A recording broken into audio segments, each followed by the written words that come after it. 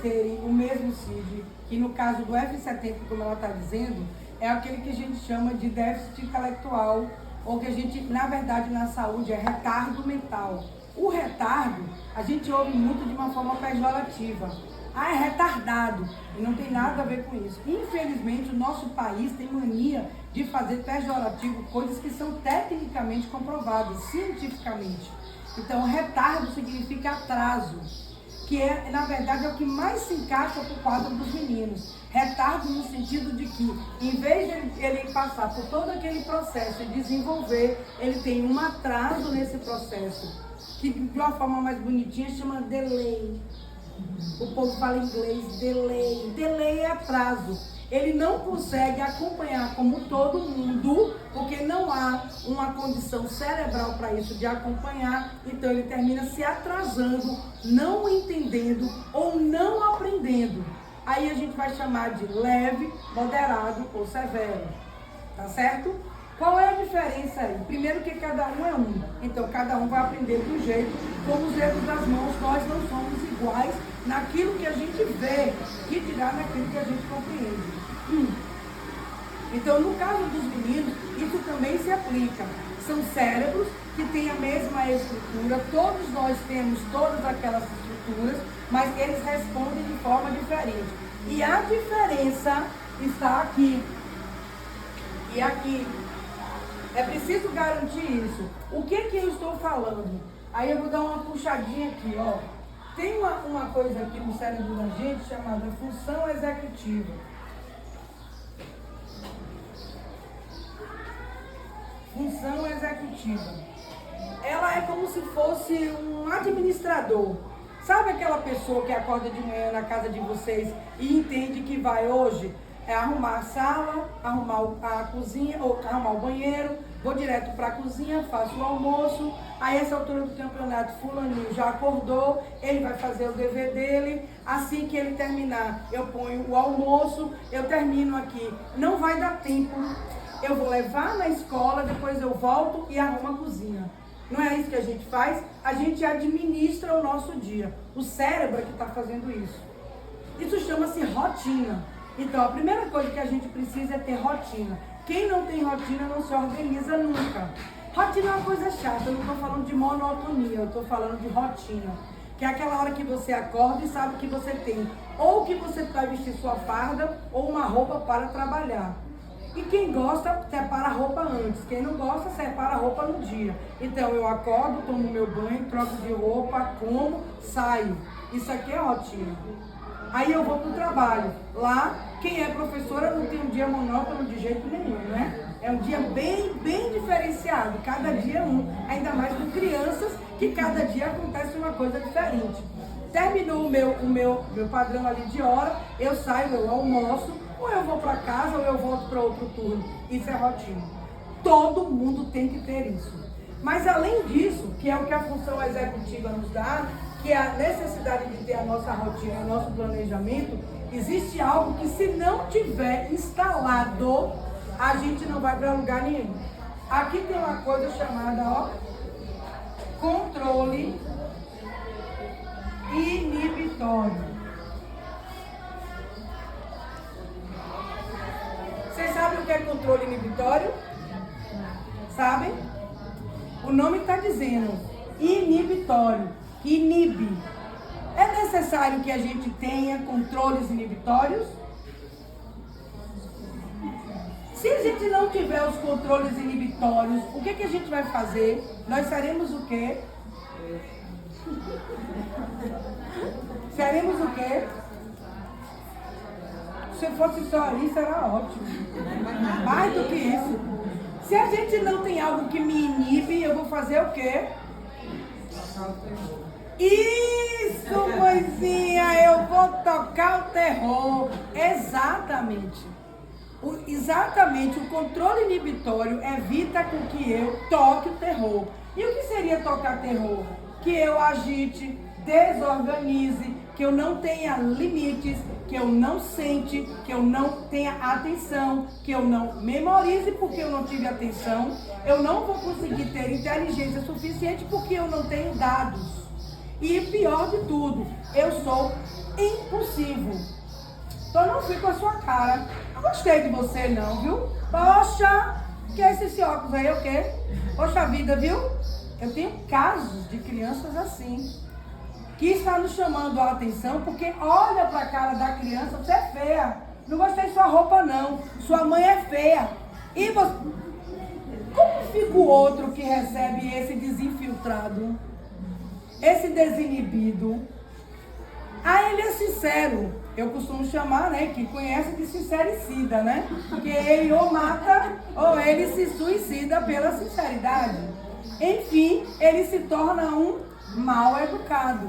Olha o desenrolar da situação. Só que, quando eu tenho, vou voltar para cá. Quando eu tenho um diagnóstico onde todas as ações do outro, professor, terapeuta, pai, mãe, tem que ser muito mais sérias e muito mais pontuais. Porque se uma criança dita normal, que não tem nada desses quequé de diagnóstico, precisa ficar sentada numa sala para aprender, como vocês estão agora, vocês acham que se vocês levantarem e ficarem, falou o que, Cláudia? Vocês vão prestar atenção? Não. Então, uma criança normotípica, como a gente chama, ou dita normal, ela precisa ficar sentada para aprender. Uma criança que tem algum transtorno ou que tem algum déficit, precisa ficar sentada? Precisa, mas muito mais do que o outro. Ah, mas ele entende? Quem disse que ele não tem inteligência? Quem disse que ele não tem atenção? Quem disse que ele não tem memória? O cérebro dele veio oco? O cérebro dele veio faltando alguma coisa?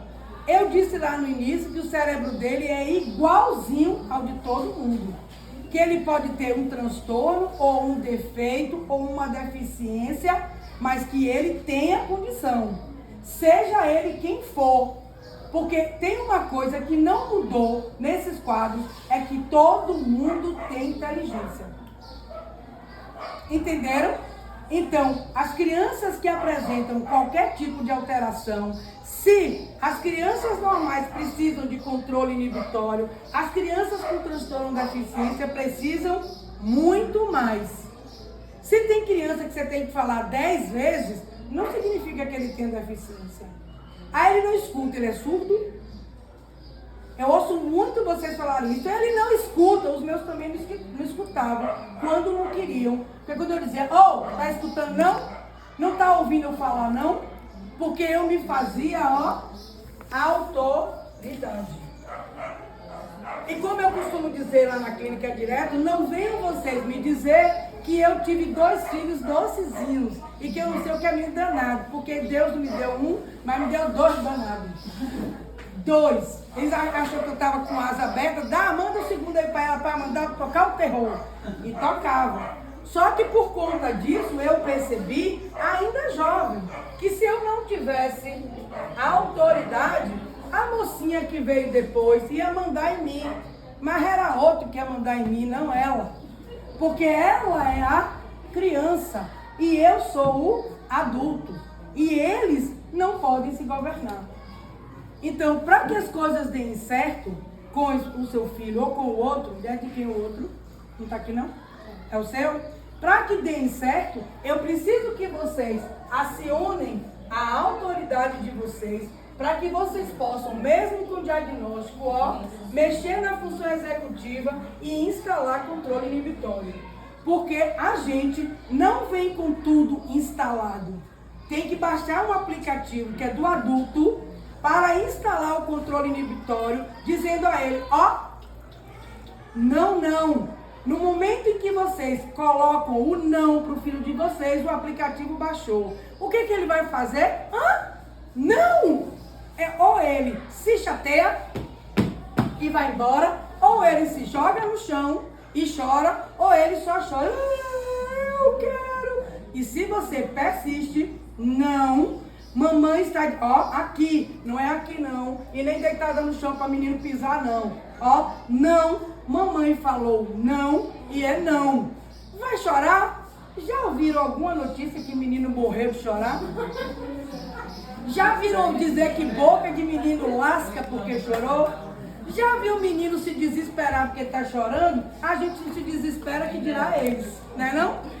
Então, no primeiro momento chorou, deixa chorar, daqui a pouco passa. Tá pensando que ele não vai insistir? Vai, ele vai chegar de novo, mamãe, eu já lhe respondi, acabou. E aí eu vou manter a minha autoridade. Em algum momento eu disse aqui que eu espanquei, que eu bati, que eu belisquei, que eu balancei. Deus, né? Que tem horas que menino tira a gente do sério. Você olha assim, mas menino, de onde sai esse trem que não para de encher no saco? Porque menino é assim. Ele vai ficar na insistência. Mas ele é insistente. Todo mundo tem direito de lutar pelo que quer. Mas eu, como adulto, sei que aquilo que ele está me pedindo pode causar uma coisa ruim para ele. Qual é a minha obrigação? Dar? Ou dizer não? A partir do momento que vocês aplicam o não, vocês automaticamente, baixam o aplicativo na cabeça da criança, vai mexer na função executiva e instalar, controle inibitório. Para quê? Porque essa criança precisa de limite como qualquer outra. Porque a criança que não tem limite, ela não vai conseguir aprender. Eu tenho hoje um garoto de 5 anos que chora para sentar numa cadeira. Ele chora para sentar, porque os pais passaram para ele, porque nós passamos informações que ele pode ficar em pé até para comer, porque o pai fica dando na boca o tempo inteiro onde ele vai. Como é que fica a escola? Aí eu quero que meu filho vá para a escola aprender como. As professoras vão dar conta disso? Ele vai chorar todas as vezes que botar ele para sentar. Aí eu chego lá, porque ele está chorando, porque eu botei ele sentado. E a pobre da professora não sabe nem por que ele está chorando, porque eu sei por quê. Eu estudei para entender tudo isso. E ela apenas não entende por que botou ele sentado e ele chorou. Porque tem lógica uma criança chorar porque sentou, mas para ele é um castigo. Porque na cabeça dele ele pode ficar em pé o tempo inteiro, porque quem permitiu, ela acionou a função executiva, instalou o controle inibitório. Como é que ele vai aprender? Ele não faz nada. A mão é aqui o tempo inteiro. Por quê? Porque ele não usa as mãos, porque a mãe faz tudo por ele. E tem uma coisa, regra básica dentro disso. Não se vive por. Alguém se vive por alguém? Ninguém vive por alguém. A gente vive com. A gente vive com os nossos filhos e não por os nossos filhos. A gente não come por eles, a gente não toma banho por eles, a gente não vive e não sabe o que eles sentem, porque eu posso viver com eles, mas por eles eu não posso viver. Então, o que vocês podem fazer é passar para eles os limites para que eles possam vir para o mundo social. Então, é importante que você pense que, para inibir o comportamento do seu filho, antes de pensarmos em qualquer outra coisa, principalmente se ele está em suspeita de um déficit intelectual leve, significa que ele pode vir a ler e escrever lá na frente, depende do quadro, eu não conheço exatamente, estou lhe falando em âmbito geral, se você começar, a botar o controle inibitório.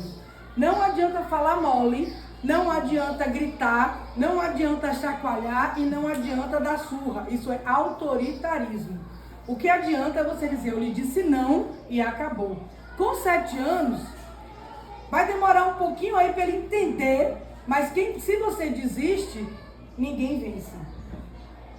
Se você... eu não aguento esse menino não. Toma, menino, vai, que eu não aguento. Você desistiu. Mas quando você desiste, quem vence? Ninguém vence. Porque ele não vai achar isso na vida lá fora.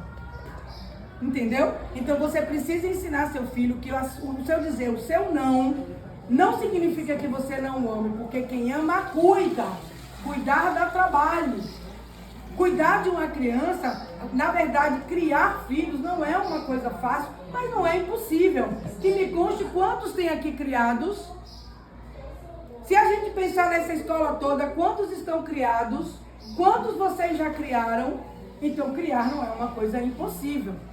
Então, o que a gente pode fazer é instalar a nossa autoridade, instalar o controle inibitório. O aplicativo começa quando eu digo não.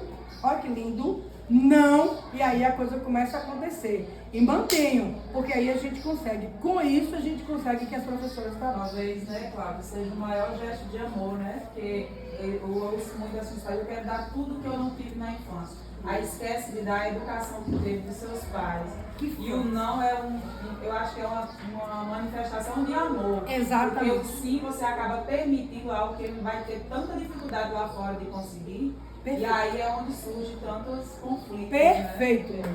Perfeito. Essa eu vou levar para as outras palestras. O não é um ato de amor. Exatamente. Porque é assim que ele vai aprender a dar. Porque a criança, ela imita o adulto. Inclusive, é tão perfeito o nosso organismo que nós temos neurônios espelhos. São neurônios que refletem aquilo que ele vê. Ele vê e ele repete. Então, a criança só vai saber dizer não às coisas que não são boas ouvindo da gente. Então, o sim e a permissividade, na verdade, se torna um ato de rejeição. Porque quando ele pede, eu faço tome, tome, tome. Olha onde eu estou olhando, eu já não estou olhando para ele. Mas olha o tempo que eu estou ali dizendo, não, você não vai fazer isso, eu estou ali perdendo o meu tempo, não. Eu estou mostrando para ele que eu me importo com ele. E que eu estou tomando conta. E dizer não, não é um ato de desamor. E sim, como você disse, perfeito, é um ato de amor. Dá trabalho, mas não é impossível. E vou dizer para vocês, quando a gente consegue ter autoridade, você vai viver feliz pro resto da vida. Porque daqui para diante, quando eu instalei, daqui mesmo eu digo, vai aonde? Volte. Ó, o pior é eu ficar, meu filho, onde você vai? Eu preciso de você. Meu filho, e ele sai e faz, largue minha mãe. Quem pega com 15 anos e vai para onde? Na sua conta, vai para onde? Coração de mãe, ó, enlutece. Eu parei ele antes? Não tem coisa pior. Então, para que isso não aconteça, eu tenho que estar aqui, ó, volte. Tá para onde? Não, minha mãe, volte. Eu tenho uma pessoa que eu conheço, ela tem filhos de 23, 16, 14 e teve um agora que tem 3 anos. O de 23 anda com ela. E na hora de dizer, não, minha mãe, não, tá bom, minha mãe, então eu não vou sair, não. Eu fiquei assim, ó. Aí eu me como é que você conseguiu isso, rapaz? Todos homens obedecem a ela. Sabe que tamanho ela é? Pense numa mulher retada. Eu disse, você é um exemplo de uma pessoa onde hoje, sim senhora minha mãe, eu não vou não, existe. 23 anos. Tá pensando que você se criou, é? Pode parar aí. Ó, neguinho, ó, recua. Respeito. 23 anos. Parabéns para essa mãe. Exatamente. Eu estou trazendo como exemplo porque eu estou dizendo que isso é possível. Mas entendam de que os meninos precisam disso. Isso é ato de amor. E a gente tratava os nossos pais assim. Sim, senhora, não, senhor. Então, por que eu não posso ser tratada assim? Me respeite, que respeito é bom e é útil. Então, isso é importante. Isso que a mãe falou, isso ajuda, tendo ou não diagnóstico, tudo isso aqui precisa de controle inibitório.